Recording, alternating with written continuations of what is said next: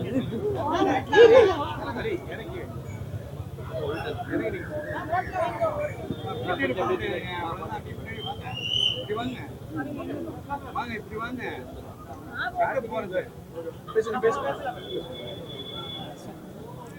வணக்கம். அன்பே டயானா படக்குழுவின் அன்பான அழைப்பை ஏற்று உங்களுடைய பொன்னான நேரத்தை படம் பார்க்க செலவிட்டதற்கு எங்கள் படக்குழுவின் சார்பாக உங்கள் அனைவருக்கும் மனமார்ந்த நன்றியை தெரிவிச்சுக்கிறேன். ஃபஸ்ட்டு நான் எப்படி இந்த சினிமா இண்டஸ்ட்ரிக்குள்ளே வந்தேன், ஏன் படம் பண்ண வந்தேன் அப்படிங்கிற நோக்கத்தை நான் சொல்லிடுறேன். கல்விக்கு நிகராக நான் சினிமாவை பார்க்குறேன். ஏன்னா ரெண்டுமே சமூக மாற்றத்திற்கான கருவி அப்படின்னு நான் நம்புகிறேன். நான் ஒரு ஐஏஎஸ் அகாடமி நடத்திட்டு இருக்கேன். எனக்கு கலெக்டர் ஆகணும், ஐஏஎஸ் ஆகணும்னு மிகப்பெரிய கனவு. ஆனால் தொடர்ந்து என்னால் அதில் பயணிக்க முடியலை. ஆனால் கூட நம்மளால் முடியாட்டியும் பரவாயில்ல, நம்ம நிறைய பேரை உருவாக்கணும், என்னைய மாதிரி சாதிக்கணும்னு துடிக்கிற லட்சியத்தோடு இருக்கக்கூடிய மாணவர்களுக்கு ஒரு தூண்டுதலாக இருக்கணும்னு ஆசைப்பட்டு நான் ஐஏஎஸ் அகாடமி ஸ்டார்ட் பண்ணேன்.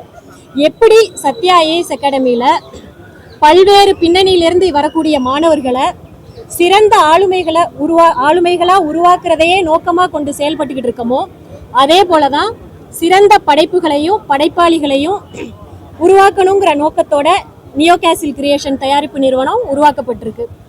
எப்படி மில்லியன் டாலரோட சேர்ந்து நியோ கேசில் கிரியேஷன் அப்படின்னு பார்த்தீங்கன்னா, என்னோட நோக்கமும் $1 மில்லியன் தம்பி யுவராஜோட நோக்கமும் ஒரே மாதிரி இருந்துச்சு. ஸோ நம்மளோட அறிமுகம் ஃபஸ்ட்டு வர்றது படம் $1 மில்லியன் சேர்ந்து பண்ணினா நல்லா இருக்கும் அப்படின்னு நினச்சி தம்பிக்கிட்ட பேசினேன். ஸோ அப்படி தான் நான் $1 மில்லியன் சேர்ந்து நாங்கள் படம் பண்ணோம். தம்பி யுவராஜை எனக்கு அறிமுகப்படுத்தினது டைரக்டர் இரா சரவணன் சார் தான். அடுத்து அன்பே டயானா படத்தை பற்றி சொல்லணும்னா, இது குடும்பமாக சேர்ந்து பார்த்து ரசிக்கக்கூடிய படமாக இருக்கும் கண்டிப்பாக. அதே சமயத்தில் வெறும் பொழுதுபோக்கு படமாக மட்டும் இல்லாமல் ஒரு சிறந்த கருத்தை சமூகத்திற்கு டைரக்டர் பாரி ரொம்ப அழகாக சொல்லியிருக்காப்புல, வெளிப்படையாக இல்லாமல் அதே சமயத்தில் எல்லாருக்கும் போய் சேர்ற மாதிரி கருத்தை அதில் சொல்லியிருக்காப்புல. இந்த படத்தில் ஒவ்வொரு கேரக்டருமே, ஹீரோயின் ரம்யாவாக இருக்கட்டும், கோபியாக இருக்கட்டும், சேத்தன் சார், ரோஜா மேம், எல்லாருமே கேரக்டராகவே வாழ்ந்திருக்காங்க. ஸோ இது மாதிரி தொடர்ந்து நல்ல சிறந்த படங்களை நியோ கேசில் கிரியேஷன் கொடுத்துக்கிட்டே இருக்கும். அதுக்கு உங்கள் எல்லாரோடைய ஆதரவும் எப்போதும் இருக்கணும்னு கேட்டுக்கிறேன். நன்றி.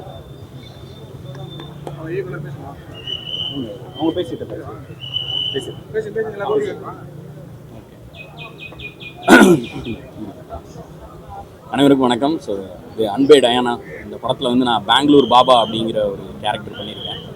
இந்த வாய்ப்பை எனக்கு கொடுத்த அனைவருக்கும் நன்றி. அதே மாதிரி உங்களோட தான் ப்ரெஸ் இந்த எல்லாருமே நீங்கள் படம் பார்த்துருப்பீங்க.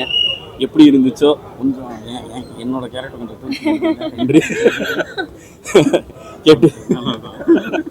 கேட்டுக்கொள்ளுங்க. இல்லை சும்மா விளையாட்டுக்கு சொன்னேன், மற்றபடி ரொம்ப படம் பார்த்துருப்பீங்க, உங்களுக்கு பிடிச்சிருக்குன்னு நம்புகிறோம்.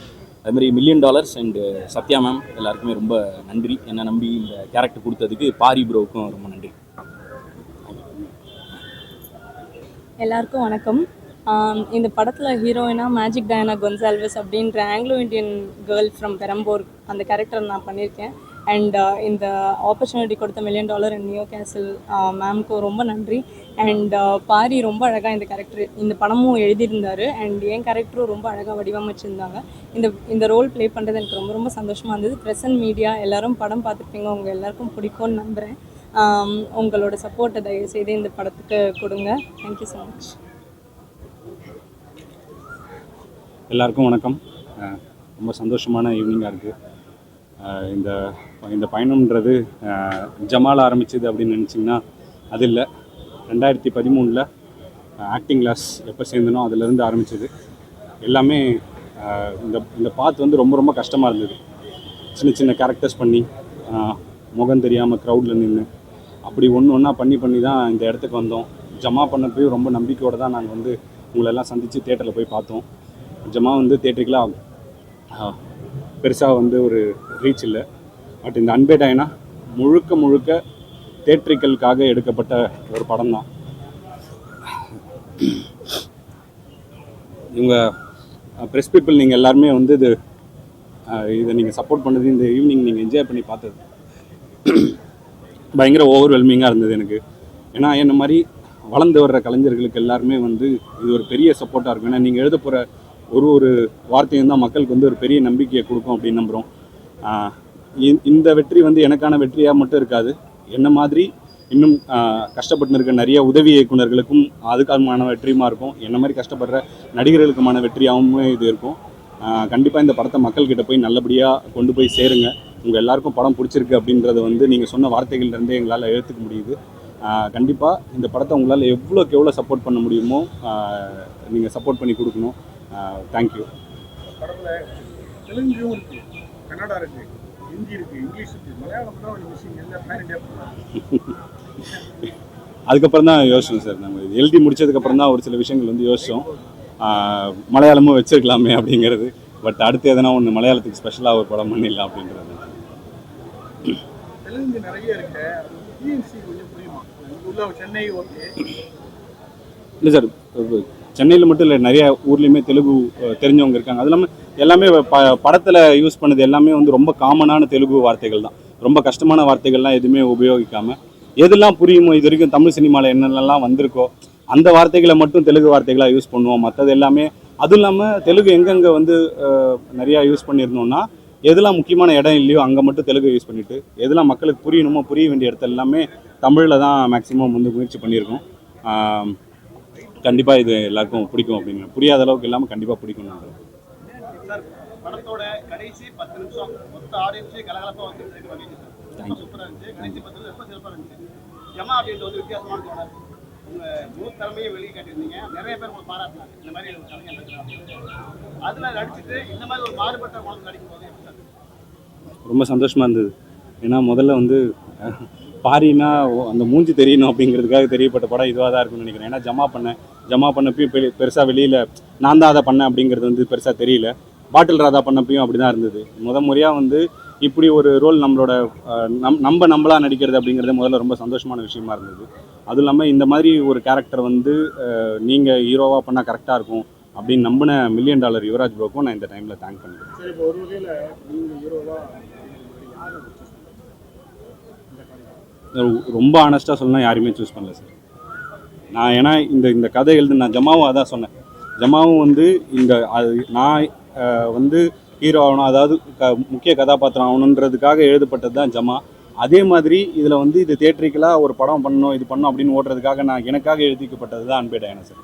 நான் இவங்களை வச்சு பண்ண அப்படின்னு நான் வந்து பொய் சொல்ல விரும்பல. ஆனஸ்ட்டாகவே இது எனக்காக பண்ணப்பட்ட கதை தான். இது மல்டி லாங்குவேஜ் லெவலில் பேன் இண்டியா லெவலில் இந்த இருக்குது.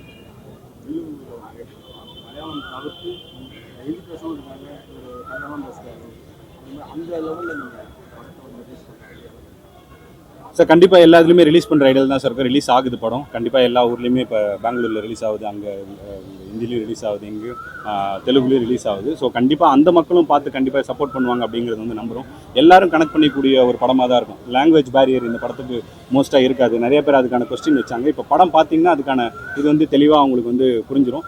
இப்போ பேன் சவுத் படம் அப்படின்னு சொல்லலாம் சார். ஸோ சவுத் மக்கள் எல்லாருமே என்ஜாய் பண்ணலாம். மலையாள மக்களுக்கும் தமிழ் நல்லா புரியும் அப்படிங்கிறதுனால அது அவங்களுக்குமே ஒரு கனெக்டடான ஒரு ஃபிலிமாக தான் இருக்கும் சார். படத்துக்கு டைட்டில் டயானா என்ன காரணம் சார்? அவங்களோட முழு பேர் வந்து மேஜிக் டயானா கொன்சால்வஸ் சார். 3 இதே அது யார் தெரியும்? எல்லா பேரையும் 3 வாட்டி சொல்லியிருந்தா ஸ்க்ரீன் பிளேல டைம் பத்தாதுன்றதுக்காக மேஜிக்கல் ஷாட் யார் தெரிஞ்சிருக்கு? நான் கேட்குறது டைட்டில் தான் அவங்க என்ன பண்ணுவாங்க. அதில் போடுறோமே சார், கடைசியில் ஒரு ஃபார்மில் ஃபில்அப் பண்ணுவாங்க. எழுதும்போது கூட மேஜிக் டயானா கொன்சால்வஸ் அப்படின்னு எழுதுவாங்க சார். அதுக்கு தனியாக ஷார்ட்டே வச்சிருந்தோம் சார். இது உள்ளே இருக்க டீட்டெயிலிங் தான் சார். எல்லா விஷயத்தையும் நம்ம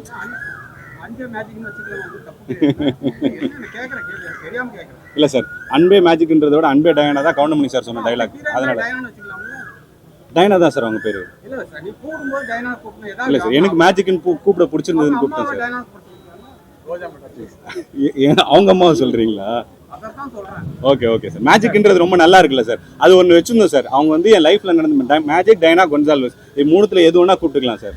அந்த மாதிரி இது வந்து இப்போ என் பேர் பாரி இளவழகன், எங்கள் வீட்டில் பாரினும் கூப்பிடுவாங்க, இளவழகனும் கூப்பிடுவாங்க. அது அவங்களோட இதில் வந்து மேஜிக்ன்றது வந்து அதில் ஒரு டைலாக் வச்சுருந்தேன் சார். இவங்க என் லைஃப்பில் வந்து ஒரு மேஜிக், அப்படி ஒரு மேஜிக்கலாக இதை ட்ரீட் பண்ணணும் அப்படிங்கிற ஒரு விஷயத்துக்காக தான் அந்த பேரை ஹைலைட் பண்ணும் சார். இது வந்து டயானாங்கிறது இன்னும் மக்களுக்கு அன்பே மேஜிக் அப்படிங்கிறத விட அன்பே டயானாங்கிறது நம்ம தமிழ் மக்களுக்கு கவுண்டமணி சார் சொல்லும் போது தெரியும் அப்படிங்கிறதுனால அதை கொஞ்சம் வச்சது தான் சார். அது தேங்க்யூ தேங்க்யூ. படத்தில் அதிகமாக கைது சொல்றாங்க சேதன் சார். உண்மையிலே நிஜ பார்க்கிற கேரக்டர் இவர் ரெண்டுமே இன்னைக்கு நிஜ வாழ்க்கையிலேருந்து பார்த்ததா கற்பனை எடுக்கும் சார். நிஜ வாழ்க்கையிலேருந்து எடுத்தது தான் சார். இவர் வந்து என்னோட நண்பர் ஒருத்தர் இருக்கார், அவர் பேருமே பாபா தான். அவரும் பெங்களூர்லேருந்து வந்தவர். அவர் கேரக்டர்லேருந்து இன்ஸ்பயர் ஆகி பண்ணது தான் இந்த கேரக்டர். அந்த பிரிண்டிங் ப்ரெஸ் வச்சுருக்கிறதும் அவர் தான். அந்த பிரிண்டிங் ப்ரெஸ் எல்லாம் நாங்கள் ஷூட்டே பண்ணோம். ஸோ எல்லாமே அது ரியல் லைஃப்லேருந்து இன்ஸ்பயர் ஆனது தான். சேத்தன் சாருமே கிட்டத்தட்ட அப்படி ரியல் லைஃப்லேருந்து நிறைய அப்பாக்கள் அந்த மாதிரி ஜாலியான அப்பாக்கள் வந்து இருக்காங்க. அப்படி சேத்தன் சார் இன்ஸ்பயர் பண்ணது தான் சார். அப்ப ஜாலியான அப்பாக்களுக்கு டெரரான அம்மாக்கள் மாட்டுவாங்கன்னு சொல்றீங்களா சார்? ஒரு விஷயம் மாட்டினா அது ஒரு நல்ல காம்பினேஷன் தான் சார். ஒரு விஷயம் சொல்லிட்டீங்க, இன்னைக்கு நிறைய பசங்க வந்து பல விஷயங்களை வெளியே சொல்ல முடியாம தவிக்கிறாங்க அப்படின்னு சொல்றீங்க. அப்ப எல்லா வீட்லயும் அம்மாக்கள் இந்த மாதிரி தான் சொல்லக்கூடாத அளவுக்கு கண்டிஷன் பண்ணி வளர்க்குறாங்கன்னு சொல்லுவாங்க சார். அப்படி இல்லை சார். இப்போ நம்ம ஒன்று ரெப்ரசென்ட் பண்ணுறோன்னா ஒரு நம்ம சொல்கிற கருத்து தான் எல்லாருமே அப்படி இருக்காங்க அப்படின்னு இல்லை சார். இப்போ நம்ம ஒரு ஏலியன் படம் எடுக்கணும்னா எல்லாருமே ஏலியனாக இருக்கும் அப்படின்னு நீங்கள் சொல்கிறீங்களா அப்படின்ற மாதிரி இருக்குது சார். அப்படி இல்லை சார். இது வந்து என்னென்னா அம்மாக்கள் வந்து ஒரு பொதுவான ஒரு சில அம்மாக்களை ரெப்ரசென்ட் பண்ணி தான் சார் நம்ம கதை எடுக்கணும். நிறைய கதைகள் நமக்குள்ளவே இருக்குது. அதுலேருந்து எந்த கதையை நம்ம எடுத்தால் வந்து இன்னும் இது இந்த கதைக்கு சரியாக இருக்கும் அப்படிங்கிற தேர்வு தான் சார். அப்போ ஸ்ட்ரிக்டாக இருக்க அம்மாக்களுக்குள்ளேயுமே ஒரு விஷயம் இருக்குது. ஏன் அவங்க ஸ்ட்ரிக்டாக இருக்காங்க, அவங்களுக்குள்ள என்ன வழி இருக்குது, அவங்க கோவத்தை வந்து ஏன் அப்படி ஒரு ஷீல்டாக யூஸ் பண்ணிக்கிறாங்க அப்படிங்கிறதையுமே இதில் பேசியிருக்கோம் சார். அந்த ஸ்ட்ரிக்டாக நம்ம வந்து இவங்க இப்படி தான் இருக்காங்க அப்படின்னு பண்ணாமல் அவங்களோட சைடையுமே இதில் அனலைஸ் பண்ணியிருக்கோம் சார். உங்க படத்துல பல இடங்கள்ல ஜாதி பத்தி டயலாக் வருது. எங்க ஜாதியான்னு எங்க ஜாதி அப்படின்னு.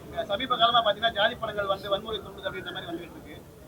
ஒரு சில மீடியாக்கள் வந்துட்டு ஜாதி படம் அப்படின்னு சொல்லி பொருளை கிளப்புவாங்க அப்படின்ற எண்ணங்கள் உங்களுக்கு வந்ததே இல்லையா? இல்லை சார், அப்படி வராதுன்னு நினைக்கிறேன் சார். இது வன்முறையை தூண்டுற படம் இல்லை. அப்படி எதனா வன்முறை ஏற்பட்டுச்சுன்னா அதை வந்து நடக்க விடாமல் பண்ணுற படமாக தான். அப்படி தான் இந்த கதையை வந்து நாங்கள் அந்த நோக்கத்தோடு தான் இந்த கதையை வந்து நாங்கள் இது பண்ணியிருக்கோம். இதன் மூலமாக யாராவது ஒருத்தருக்கு ஒரு சின்ன மனமாற்றம் ஏற்படுதோ இல்லை வந்து ஆமாம் நம்ம இப்படிலாம் பண்ணுறோம் அப்படின்னு நினச்சாங்கனாலே அது மிகப்பெரிய வெற்றி தான் சார். வன்முறையை தூண்டுற அளவுக்கு இதில் எதுவும் காட்சிகள் இல்லை அப்படின்னு நம்புகிறோம் சார். ஜாதியை ஜாலியாக காட்டியிருக்கீங்க, ஜாதியை வெறியாக காட்டுறவங்களுக்கு எந்த படம் வருவீங்க?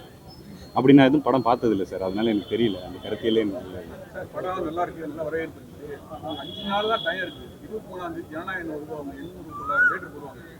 தேட்டர் போடுறதுல ஏதாவது ஃபீலிங் இல்லை சார்? இது எல்லாமே அவங்க இதில் பார்த்துட்டு இருக்க மக்கள் மனசு வச்சாங்கன்னா எதுவும் என்ன வேணா நடக்கும் சார். இது வரைக்கும் நிறைய விஷயங்கள் நடந்திருக்கு.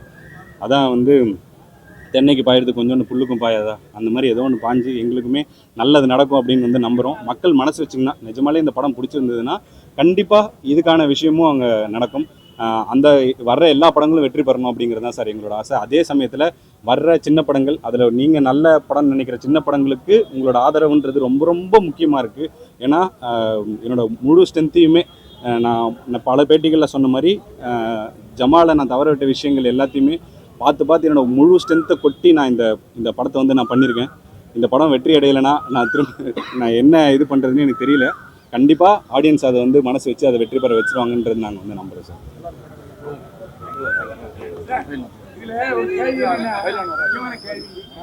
அவர் கல்யாணத்துக்கு அவர் அப்படி போஸ்ட் இந்த பயிராக ஒரு ஜீவனம் சார். யார் கல்யாணம்? வேற ஒருத்தர் கட்டுறதுக்காக போஸ்ட் அடிச்சிருக்காரு.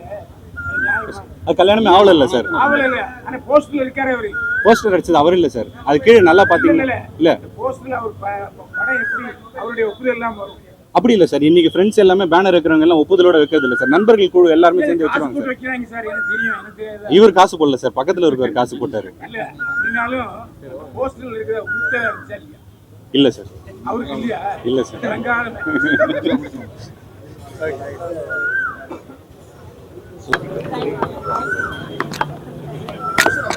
मगर